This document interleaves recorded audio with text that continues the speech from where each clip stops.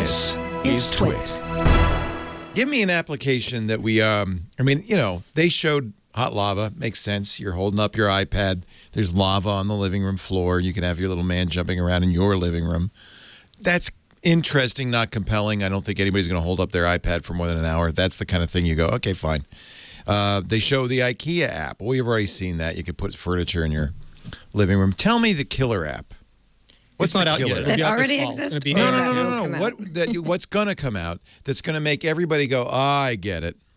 It's Apple's AR camera. They've been working on it for like 3-4 years, and I've been hearing about it for 3-4 years, and everyone's like stupefied with it. And hopefully, again, it'll do what the true depth camera, if you could get the same people who love selfies today to be super invested in what they can create on Instagram and Snapchat and Byte and all these other platforms, like even Alex's kids with a rear-facing camera that understands exactly what's behind you, can place objects in space, can change your masks, can change your appearance. Samsung demoed that with the Galaxy S. But Samsung has done so many things before Apple, Leo. Yeah, but I'm just saying, it was a cool demo. They showed how you could shoot somebody. You get a 3D model of them like that. You could animate it. You could move it around.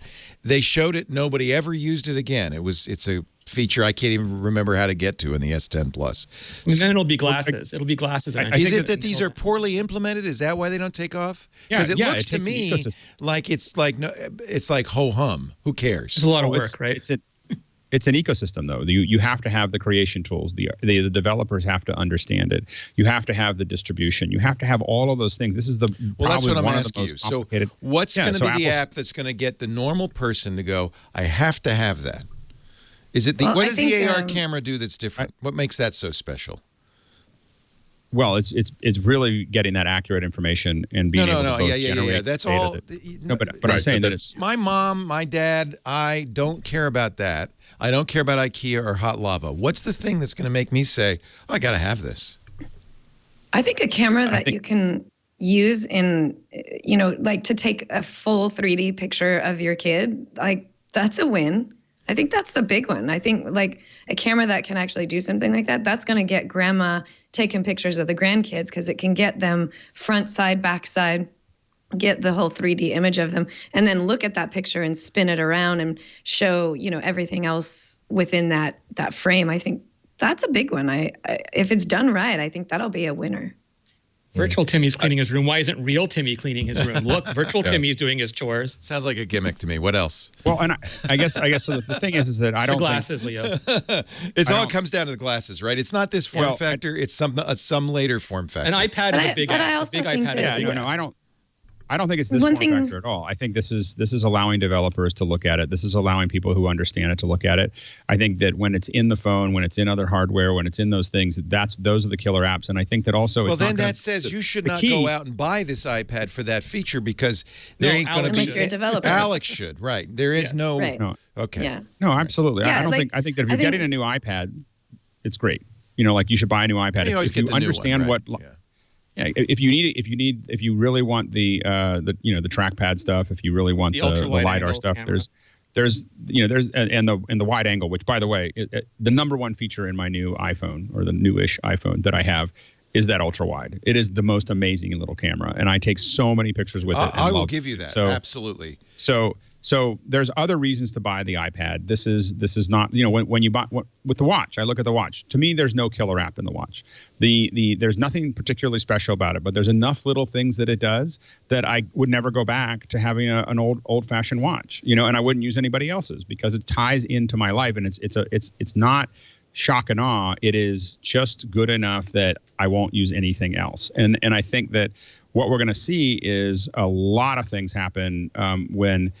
As Apple slowly rolls this out, what you're doing is, again, slowly allowing people, because you can't just pop out with this because you can't keep it secret.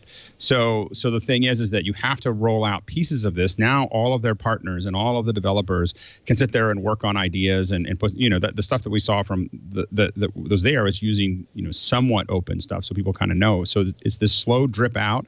And I don't think it has to be a killer app. I think it's the fact that IKEA is incorporating it and Home Depot is incorporating it and, a whole bunch of other people are incorporating it. I think that is, where you start seeing it pop up everywhere. And the hard part for, Apple's competition is that it's, it's really hard to do. Like Apple's doing something that is really, really hard to do well. And Samsung, yes, did it half-baked and it didn't come out very well. And Google did it half-baked and it didn't come out very well. Wait a minute. I thought you said Tango was good. Yeah, it was great, but it didn't work because they didn't give it all this other support. They didn't have the subsystem that would allow you to drop it into different locations. They required everybody to work really hard to use the piece. And what Apple's doing is slowly creating that environment that allows for it to be successful, so that when it becomes a consumer solution, there's a lot of partners and developers who understand what they can do with it. And I think that and that is an extremely difficult thing to do. And it's almost impossible to do if you don't own the hardware and the software infrastructure, and you have the money to just throw. I can't even imagine how much money at rolling this out slowly over years. And it's and what it means is, and I think the reason that we see Tim Cook constantly talking about it, because he knows he's playing a game that almost nobody else can play with him. And if it's successful, it becomes if it's successful, and I think it will be. It becomes very, very hard to replicate, and it becomes another iPhone, but even harder. This is an iPhone that nobody else can build, or it'll take people a long time to build. They'll have to support USDZ because they can't build their own format. They'll have to take Apple solutions because they don't have any other choice. They're just playing such a big game with this that it's going to be very, very, very hard for someone else to compete in this place. And our kids will be used to it. Our friends will be used to it. It'll have to take years. But as that happens, other people are going to try to keep up, and it's just very, very difficult to do it. It's a very hard thing that they're doing.